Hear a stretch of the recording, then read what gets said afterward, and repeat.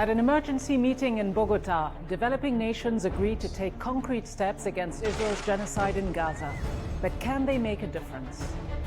There was a general consensus and a unanimous agreement that the era of impunity must end. What these 12 nations are saying is we will not implicate our own land and our own labor in order to enable Israel's crimes of international law. As more countries commit to enforcing accountability and ending complicity, we ask, is the tide turning? There has to be an end to the self-imposed silence and passiveness of world leaders.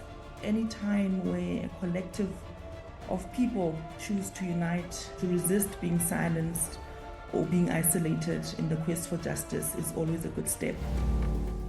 Hello and welcome to the program. I'm Rida Fakhri. 12 nations have agreed to take concrete measures to stop the genocide in Gaza and to get, quote, accountability for Israel's grave violations of international law against the Palestinian people. At a meeting of the Hague Group in the Colombian capital Bogotá, which was attended by over 30 countries from Africa, Asia, Europe, as well as North America and South America, 12 nations from across the world committed to implementing 6 concrete measures. They include preventing the shipment of arms, ammunition, fuel, and military equipment to Israel, prohibiting ships likely to be transporting such materials to Israel from passing through or serving in ports, urgently reviewing public contracts with Israel to prevent institutions from supporting Israel's occupation, and supporting universal jurisdiction to prosecute alleged crimes committed in the occupied Palestinian Territory. So, why now? And can the Hague Group really mark a turning point in global justice? What we did here is a turning point in the direction of not tolerate the continuation of impunity and Israel to be above the law. The measures that have been agreed are to be absolutely welcomed, and now all states must implement them. The Hague Group has to go further, otherwise the genocide in the world will not stop and barbarism will prevail. Joining us now from Bogotá is the Executive Secretary of the Hague Group, Varsha Gandikota-Nellutla. Varsha Gandikota-Nellutla, the Hague Group announced concrete measures, steps to hold Israel accountable for its war crimes in Gaza. You have said that this marks, quote, an end to the era of impunity and the beginning of collective state action by governments of conscience.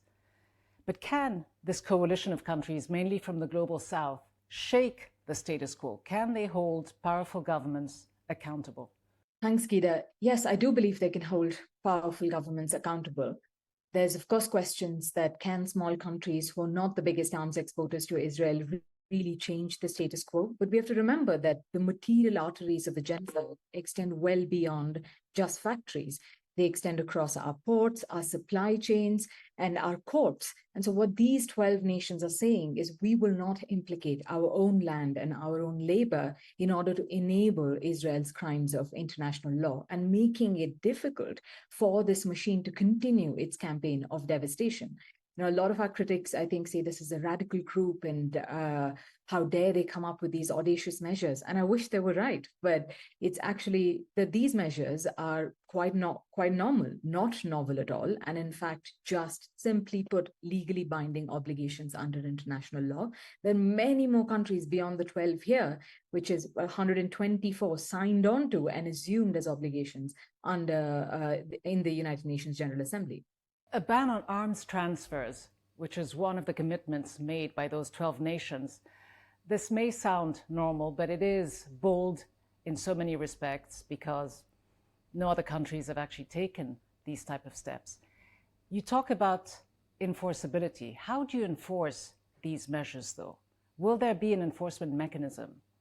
Yes, a lot of these measures are executive measures, right? These are foreign ministry decisions within the constitutional frameworks of most countries. And it's not just about arms exports. It's about all kinds of military military equipment and dual-use items. So what this is going to begin is a review of whether you're looking at steel, you're looking at coal, you're looking at dual-use items that are transferred from each of our countries to Israel and then used both to underwrite its illegal occupation, but directly also as weapons of destruction. How contentious was this issue? How difficult or easy was it to get 12 nations to commit to these steps?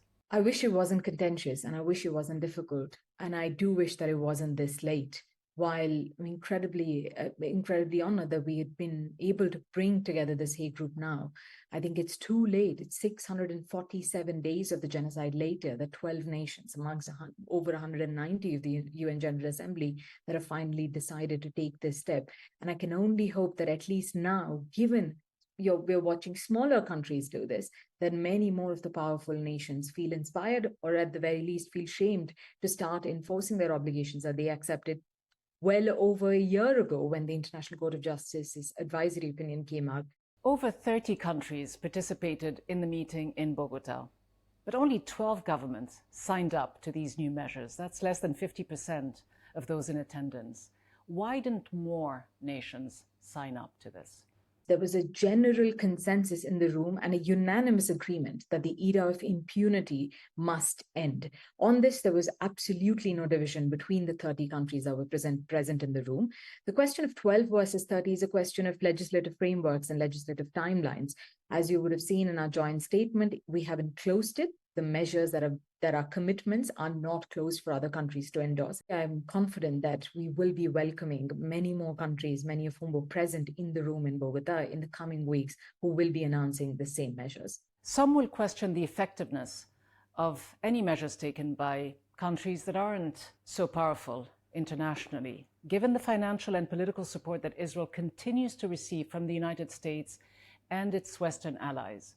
What difference will any of this make? If you look at how Israel receives its arms, it's through our ports, it's through smaller Caribbean ports, it's through ports in Asia.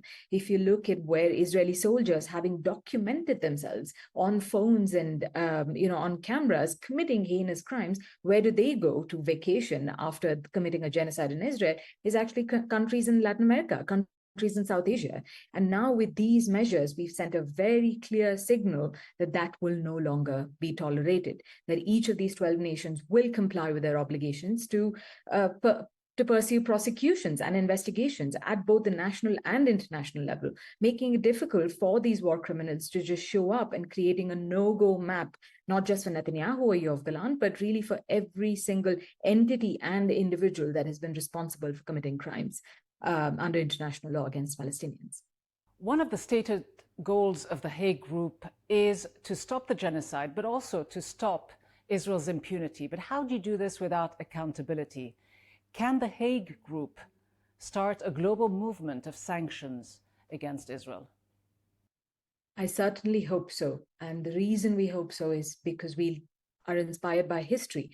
When the conversations around the Hague Group began, we looked backwards at what made the South African apartheid regime finally break. And you'll remember this, Geeta. It started in a similar fashion. It started incrementally with national liberation movements across Africa, essentially saying we will not be free until apartheid South Africans are free from their regime. And then it moves to Scandinavian countries who become the biggest champions in the United Nations Security Council and win an arms embargo, which then, of course, a decade later moves into an even more global movement with trade sanctions from across the world being implemented. So while it may seem small and while it may seem incremental, we do believe that this is only the start and that this is the beginning of an accountability mechanism that brings us back to these multilateral institutions and our legal institutions that should have sufficed in the first place. You said it was done with apartheid South Africa, but can it be done with Israel, with so many powerful Western nations standing so firmly behind it?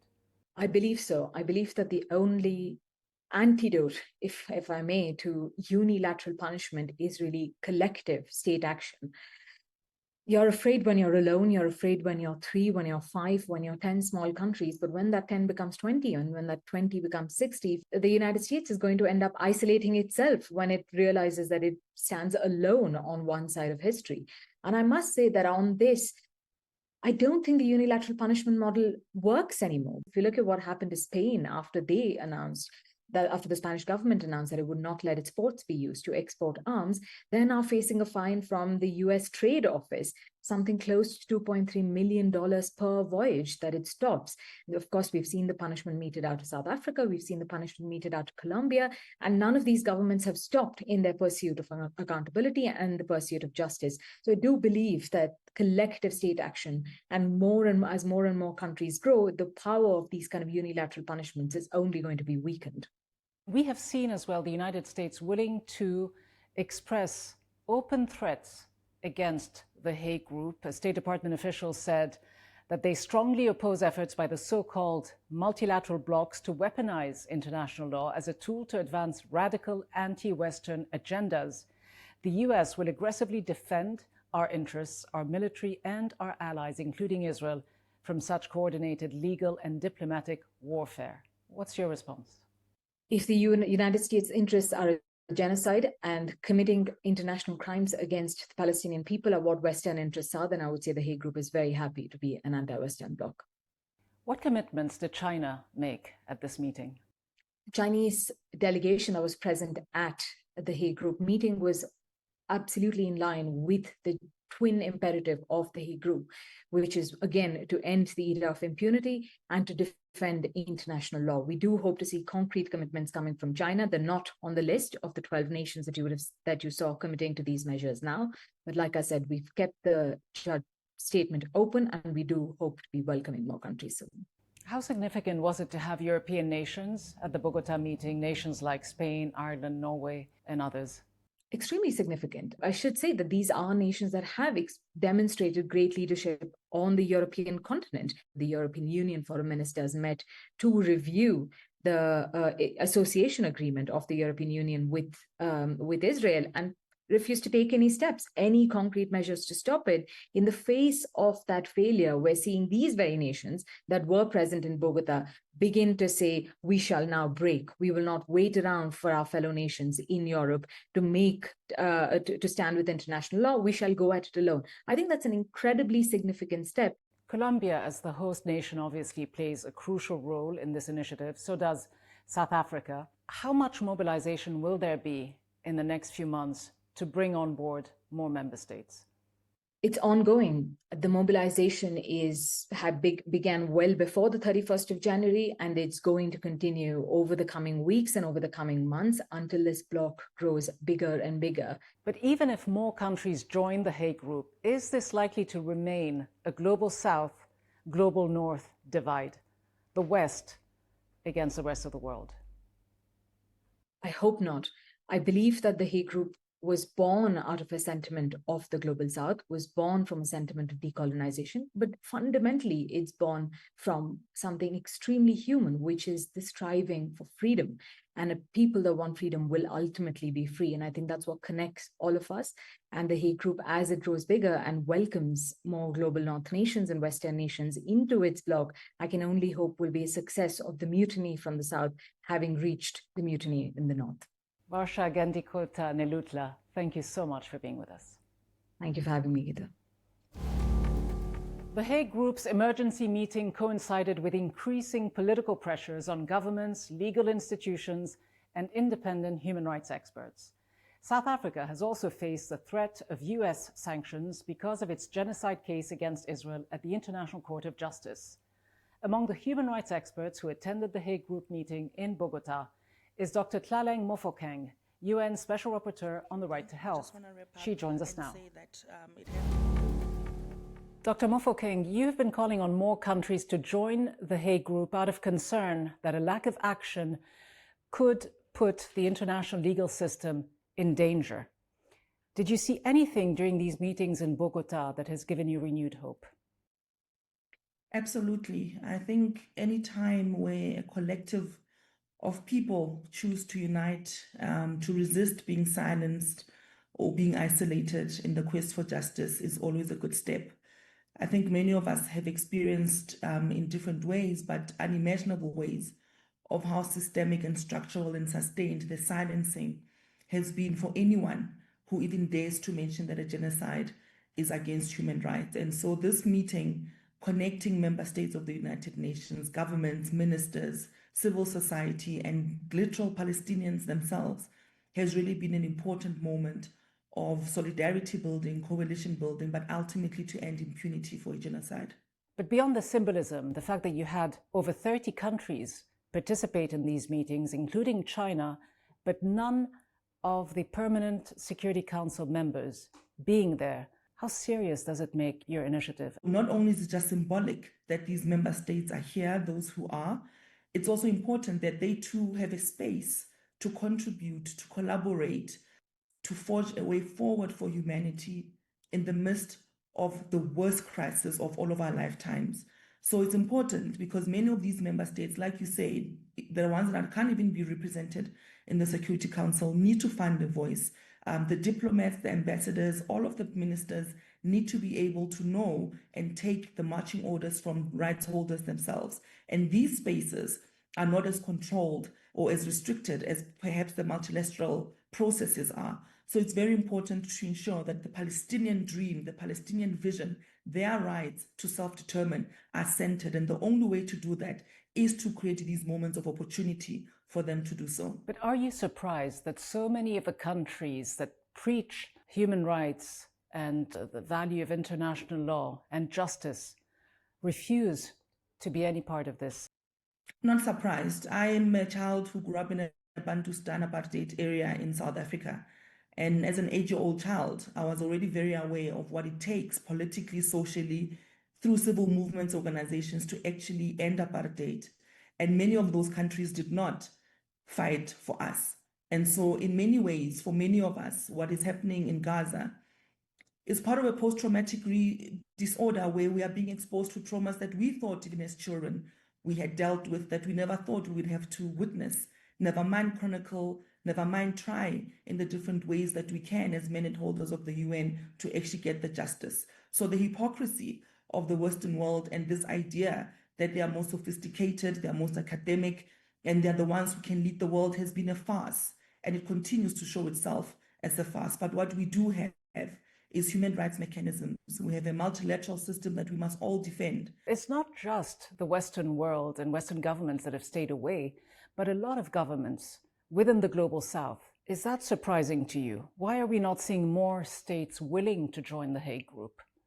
Because there's literal consequences for speaking out against Israel and the United States and their European allies. I think people forget that many of us, as independent experts are doing this job as volunteers, as experts to the UN, and are receiving individual and targeted harassment for doing the very work given to us by the Human Rights Council. So there is literal consequence in terms of those countries. We've seen how powerful countries are using tariffs as another tool to silence and threaten other countries for, trade-related matters. But all of those geopolitics, all of the economic structures, the ways in which the world is ordered, it's ordered still through colonial imperialist foundations. And it's through those experiences, therefore, that we will see how power plays itself. You mentioned the serious economic consequences that countries that take a stand against Israel could face. The fact that China has now lent its support to the Hague Group, how important a factor is this? It is important to have a coalition of member states because, they cannot punish everyone, they can't sanction everyone, and there is power in collective action. As many member states who can join, including China, it is good because it ultimately builds a base of support and perhaps even what we could say insulation, maybe for smaller or developing member states to be able to also, have a voice. You are a UN Special Rapporteur on the right to health. Healthcare in Gaza has come under relentless attack. We know hospitals, ambulances, medics, healthcare workers. You faced condemnation from the Israeli government for speaking up against these crimes. How concerning is it for you to face these pressures? And how concerning was it for you to see your colleague, Francesca Albanese, be put under US sanctions? So I think to contextualize what has happened is that as mandate holders, we're experiencing harassment, attacks, intimidation every time from various other member states in executing our work, even before October the 7th. What is different now, though, is that there is a sense that we are more exposed than even we would like to admit, in that we need a more systematic and structured way in which independent experts can have immediate, rapid, timeous response and support when these harassments and intimidation come. Because they are so targeted and so personal, and we are doing this work unpaid, it's not often possible to surmount the necessary legal, social, political support for us as individual people doing this work on behalf of the UN. You've said that Israel continues to operate with impunity. How likely and how realistic is it to expect any of this to change? It must change. And the moment we lose the belief that this can change is the moment of utter despair, not just for us in the present or the Gazans, but also for our collective future as humanity. The only real thing now for many people in Gaza is only the speed and the type of death they will meet. And that is really the most indignified position to be. So some of us, and many of us who are not in that context, do not have an option but not to lose hope and to keep fighting for justice.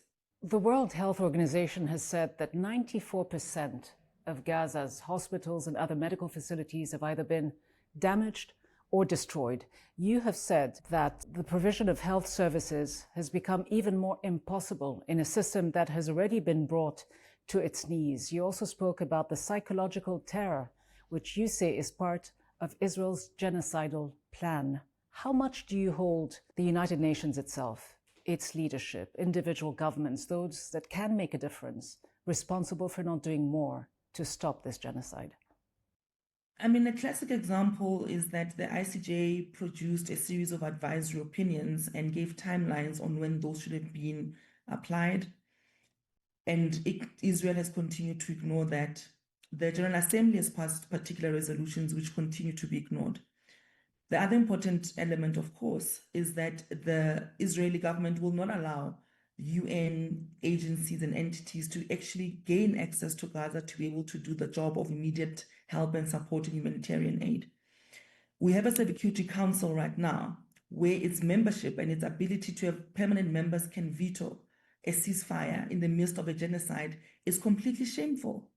And so we have to talk about, of course, the immediate need of a ceasefire in Gaza, but more importantly, what broadly this means for humanity if the UN and all its systems cannot stop a genocide in real time. And this is why human rights are important as a preventative tool and an early warning sign, but only to the extent that member states actually take those signs. How able are you to do your job as a Special Rapporteur on the right to health when you are not able to have access to Gaza? Are you able to document specific violations in Gaza? My mandate continues to receive information on various human rights violations, including the right to health, which is important because the right to health speaks about underlying determinants to safe food and nutrition and potable water, which currently we know at the immediate crisis. We have different kinds of information and sources that are credible, that are coming through, that we are able to act on. For example, an urgent appeal to the government of Israel, which I have done multiple times. And so there are different entry points, different tools, different methods, and they don't all need me physically being there.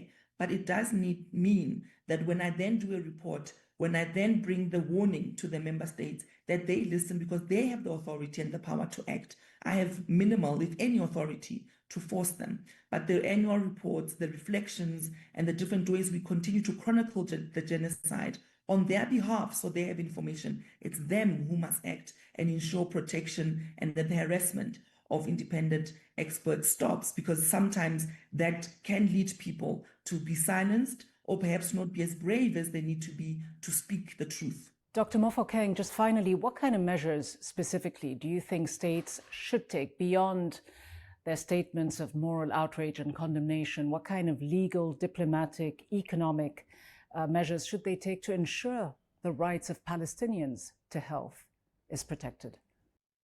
Because of the rate and the scale and the depth of the destruction and the attack on the right to health, I think it's important to explore how we can use the right to health as an entry point for domestic as well as international court proceedings. There's a lot of jurisprudence that links the right to health to the right to dignity and the right to life, which currently Israel has systematically attacked from day one of this current escalation.